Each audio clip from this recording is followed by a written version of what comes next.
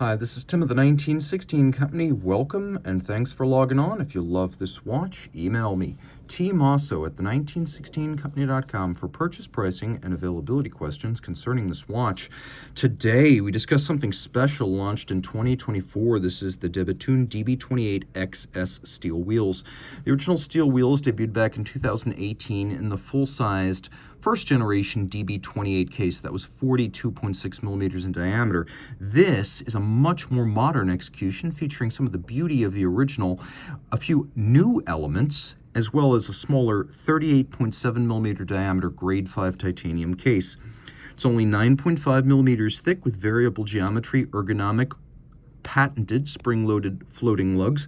At full extension, they stretch 49 millimeters. At full compression, the lug-to-lug is 46 millimeters, and we have a 23 millimeter spacing between the lugs. The watch is almost toy-like. And in fact, because I know you're probably wondering, how light is this execution of nearly all sapphire and titanium? You can see less than 2 ounces, 49.08 grams, 49 8/100ths of a gram. So lighter than many of the legendary, in fact, I think just about all of the legendary FP Journe aluminum series sports watches. Those are just about all over 50 grams.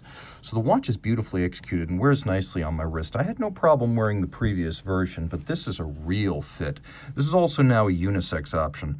On my wrist of 16 centimeters circumference, this is definitely a more natural fit than the original, and it's super flat, almost as thin as the XP Extra Plot series of DB28s. Now you can see how those lugs work. They will conform to your wrist. I'm pulling the strap fairly tight because I'm not buckling it down, but you can see I've got plenty of clearance on each side of my wrist. It'll fit under a cuff easily, so you can wear it as a dress watch and even over the top, which exaggerates the width of a watch. This is where a standard DB28 is going to have lugs well out over each edge of my wrist. Here, it's a perfect fit.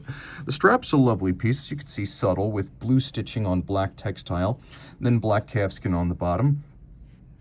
No crimping, no gouging, brand new factory strap. You can see there's a gusset sewn in on the top to avoid gouging. And then we have a pin buckle here that's a little bit more like what you'd find on a DB25. In order to mute the appearance of the watch, a more conventional buckle has been elected by Bethune. It too is in grade 5 titanium. Taking a look at the design of the lugs, they're immediately familiar, though you can see they are shorter. The little ogival bullet tip, the torpedo tip, the cannon shell, whatever you want to call it, the design element that has endured from the very first watch made by Bethune, the DB1 chronograph of 2002 to the present, and it's been on almost every Bethune model line since. The lugs are open, airy, flying buttress-like. You can see they're pivoted at the center of the case, and that the case itself is a monoblock. Note that there's no separate bezel here, so it's got a seamless aesthetic that flows from mid-case to bezel, and everything loads through the case back. You can also see that the case swells a little bit at 6 o'clock and then up at 12 o'clock, so it's asymmetrical around.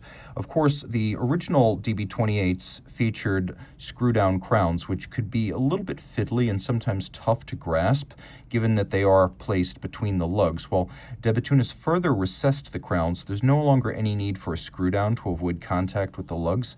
Now we have the ability to wind everything without first screwing the crown out. It still has 30 meters water resistance. On the back, power reserve indicator. The blue you see is fired blue titanium. You can see on this case back we also have media blast. We have microlight lathe engravings. This is a type of guilloche that Bethune uses.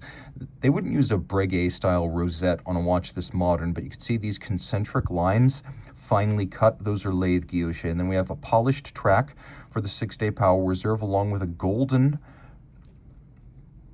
rack that's driven by a pinion. You can see it features satination and mirrored beveling, and it bears the fired titanium polished and beveled index that indicates the current power reserve. You can also see that the screw heads are mirror polished. Now, turning it around to the dial side, the titular steel wheels. There's often a mistake when people perceive the DB28 and 28XP steel wheels to be steel watches. They're not. Externally, they're grade 5 titanium, and I've found that grade 5 titanium, when polished, is the single toughest base metal that isn't somehow hardened. If we're not talking about ice hardening at Damasco or tegament at Zinn, then polished grade 5, in my opinion, does the best job of rejecting marks and also hiding them if they do occur. So just something to consider if you're looking for a watch that's resilient in daily use. The steel wheels, however, are the ratchet wheels and the barrel covers. And we also have an open and engraved barrel bridge so you can see them more clearly. So those are your steel wheels. That's another patented element. Twin barrels, self-adjusting. So that means manual wind. By the way, get a good look at the balance. I wanted you to see the patented titanium and white gold balance before it starts moving. But as I wind, you could see the action of the barrels and the ratchet wheels, and you could see the tension of the mainsprings changing. So that is the element that is the steel wheels. Taking a look, we have fired hands at center that are partially skeletonized. You also see that we have, if you look really close, micro-beveled teeth on the ratchet wheel, as well as solarization on the barrel covers on both sides. Then we have this mirror-polished base plate cover that's been beveled around the hollows where it traces the outline of the movement, and then mirror finished in its entirety on a spinning wooden wheel with diamond paste. An extraordinary feat of optically smooth specular polishing that requires tremendous time and experience. You can see outboard we have small fired indices for the hours. Those are fired blue titanium cabochon, and then the rest of the minute track has been drilled. We have a barrel bridge that features satination on the side, then a lip of polish, then the microlight engraving by lathe, and then there's a lip of polish as well as satination inside. On the steel wheels, this bridge has been skeletonized so you can see through past the motion works bearing the hands down to the barrels themselves. And if you look, you can see that the center bridge for the motion works and the hands has been mirror polished across its top and then profoundly beveled by hand on its side. So those patented barrels cannot be overwound. Wind it all you like. It takes about 90 turns to fully energize, but you can't overwind it by accident. So patents here. Floating lugs, that's the first one. Self-adjusting barrels, that's the next. 1, 2, 3 shock protection springs for the balance. That's called triple parachute, patented and protected for two purposes. 1, to avoid damage, but 2, to improve chronometry, because the flanking springs can take up many shocks without displacing the balance staff pivot from its cup jewel. So if the flanking springs can take up all the shock, then the pivot stays seated in its cup, which improves timing. The balance itself is the 2016 patent balance by Bethune. They have over, I believe at this point, 10 balance designs if you include the tourbillon. And now we have a titanium wheel with white gold masses, and the point is threefold. 1, reduce the temperature effect on timing. So if you can reduce the effect of temperature change on timing, you're way ahead of the game with watches. That's a major consideration. A second, maximize the percentage of total mass in the rim with the titanium wheel and white gold masses in the rim, you do that. And then finally, to the extent possible, try to reduce the impact of aerodynamic drag on timing. That's an actual consideration. Now we've got a 4 hertz beat rate, so no tricks are played to get the 6-day power reserve.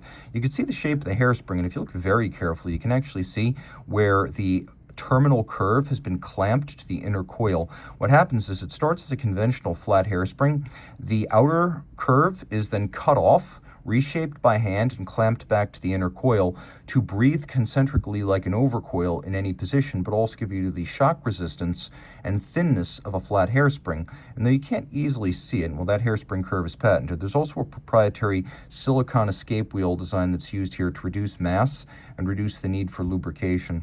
It's deeply impressive stuff, and the movement's 30 millimeters in diameter, so it's a nice big movement for a fairly sizable watch. It has 36 pivot jewels, and they're not skimping on that front either. There's a lot of original innovation going in here, and that's before I even mention that Bethune, despite making as few as 331 watches a year in recent years, makes the dial, makes the case, makes the movement, even parts like hands and balance wheels in-house. So this company is vertically integrated and controls the whole process despite being small. You can see the steel bridge features rounding, beveling, and mirror polish, and you can see 1, 2, 3, 4 sharp interior angles on that bridge alone. So if you love this watch, a smaller, more wearable DB28, reach out to Team Mosso at the 1916company.com for purchase and pricing details.